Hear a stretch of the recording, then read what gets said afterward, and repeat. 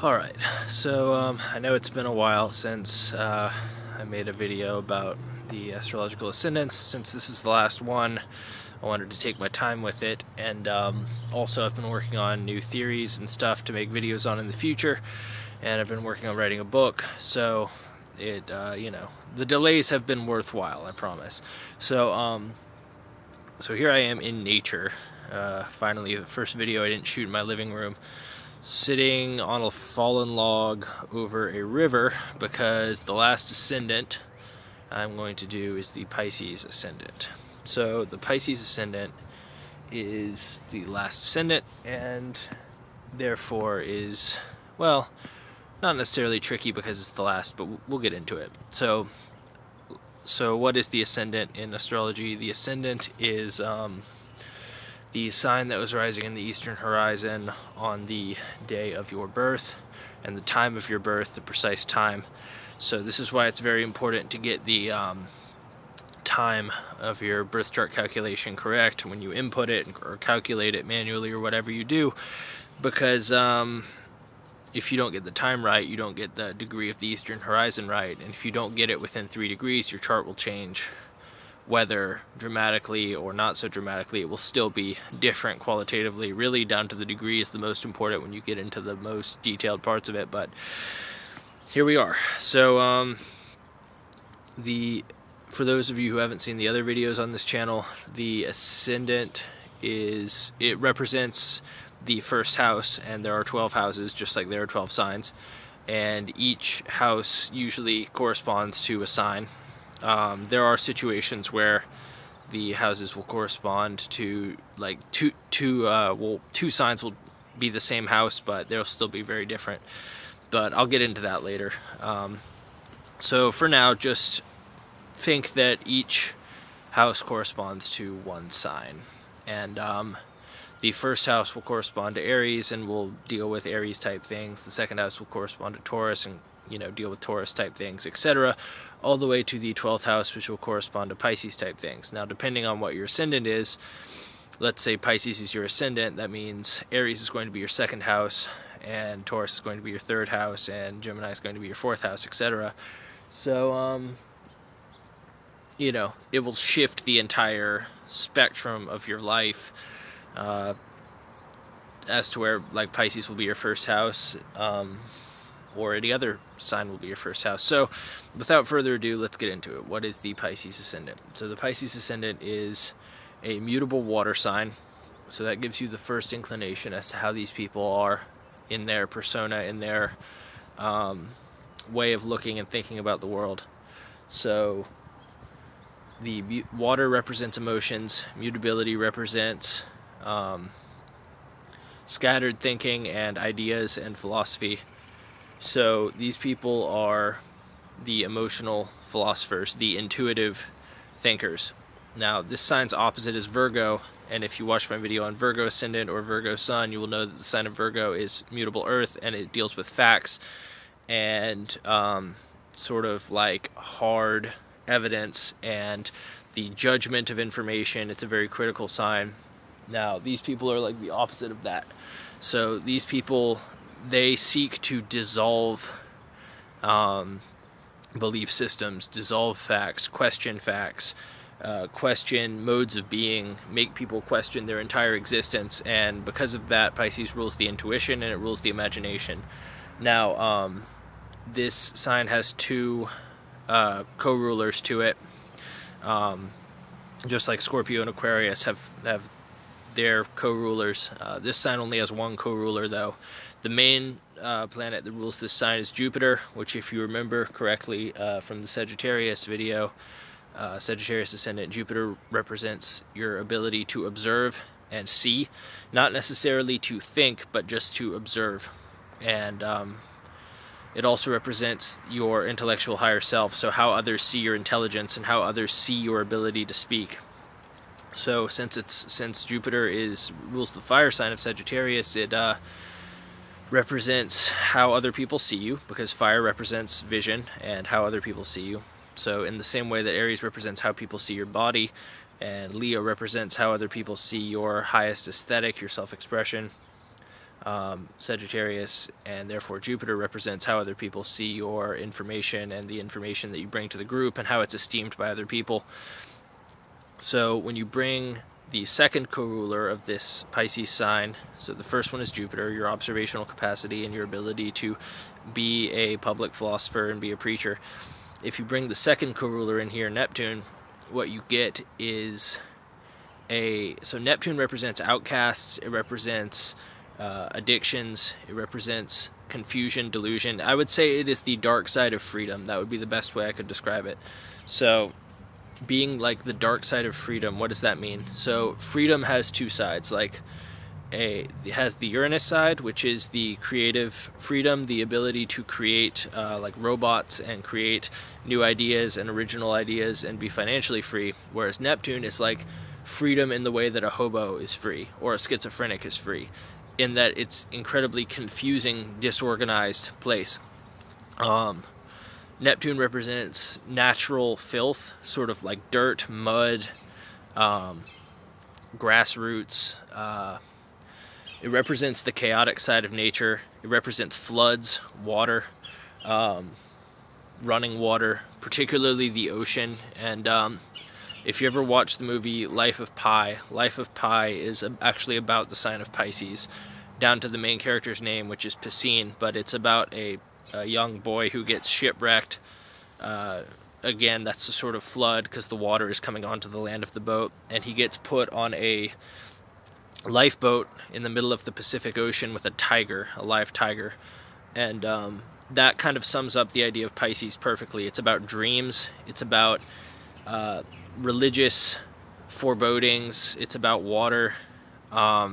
So that is these people's first house. Their purpose in life, their driving, motivating force, what they were born with, is essentially to question beliefs, to question ideas, to be spiritual, and to be basically kind of confused, but to draw useful information out of that confusion.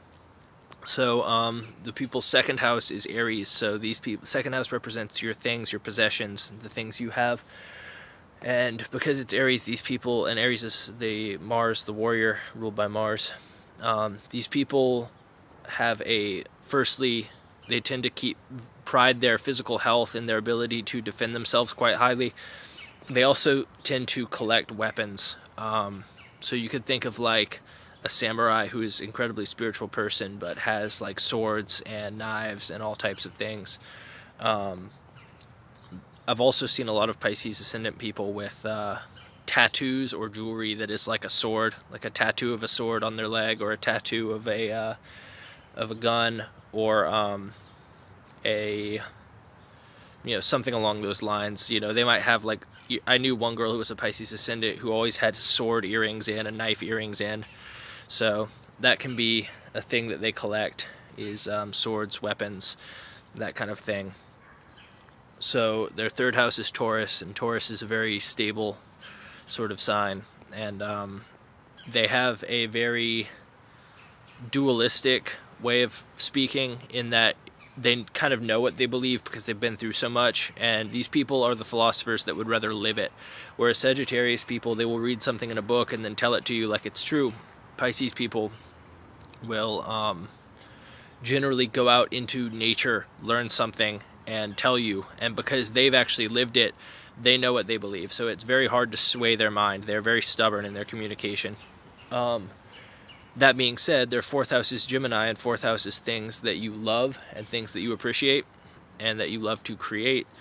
And Gemini represents speech, so these people actually do enjoy communicating with people. They're very social, but they have sort of a withdrawn nature to their socialness, even though they enjoy it.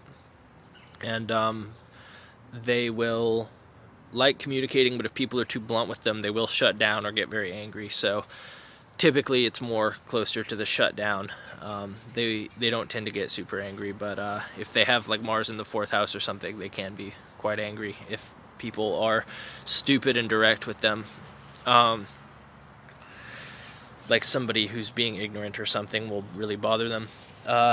Their fifth house, which is Cancer, it represents the way that they express themselves, and these people tend to express themselves in a form that is at once dark, but also caregiving. So when in public, they tend to be a little bit reserved and only open up to the people that they really care about, but at the same time, they are dressed for capability, because Cancer is the most material of the water signs. So, you know, you won't see these people dressed up in anything particularly special. They might wear gray or silver clothes or blue clothes, black clothes, the colors that represent Cancer. But, you know, they will definitely look out for you and look out for the people that they care about. The 6th house of the Pisces Ascendant is Leo. So 6th house represents, among other things, how you deal with enemies and how you spend your time. And since Leo represents art and your ego, these people will, firstly, when they get in an argument, they will have a very egotistical approach, and they'll try to, like, sort of parent the person, like, oh, be calm, dude. Like, they'll treat them like a child, because Pisces represents people who are very, very old, like on their deathbed. So to them, they sort of are born with this old spirit that, like, treats other people like kids, and when people are annoying, they just treat them like their children, basically, which can be condescending, but it's because they typically know more than the people who are arguing with them, so they feel the need to be condescending a little bit. Depending on the sun, this can become aggressive, or it can just be paternal. Depends on, like, if the sun is in Aries, these people can be very aggressive, but if the sun is, or in Libra, these people can be very aggressive with their enemies. But if the you know, the sun is in Cancer or something, these people will be a lot more mild and just tend to leave their enemies alone. These people's 7th house is Virgo. 7th house represents your partner and your spouse.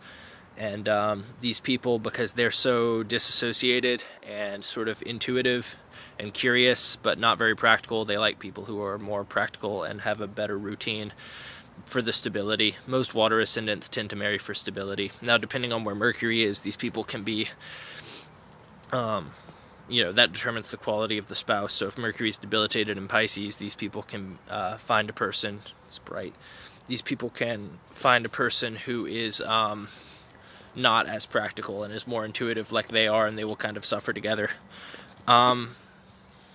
Sorry, had to put those on, super bright out.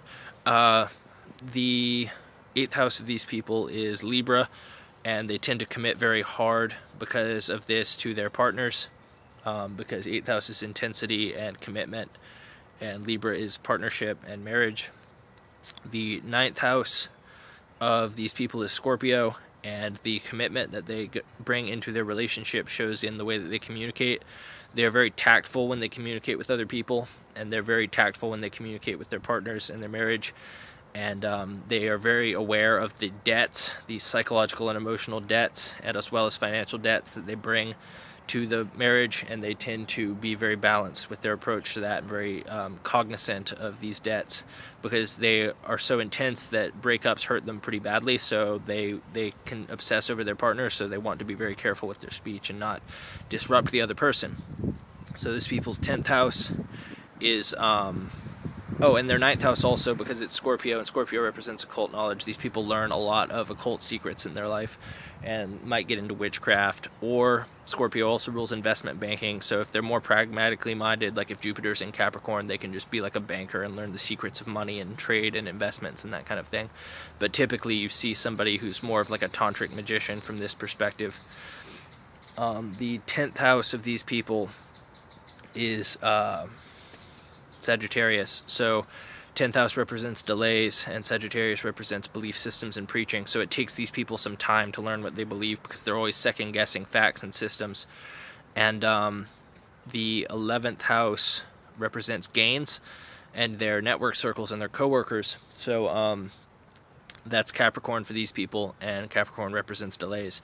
So these people will have delays being accepted by the world and by society, but if Saturn is well placed, as well as Uranus and North Node, they will eventually gain the acceptance that they deserve. You know, you can look at Einstein for this. He was like a quadruple Pisces or something, and he, you know, was a clerk in a patent office until he finally, his ideas finally, and his art, his physics finally took main stage, and he became famous.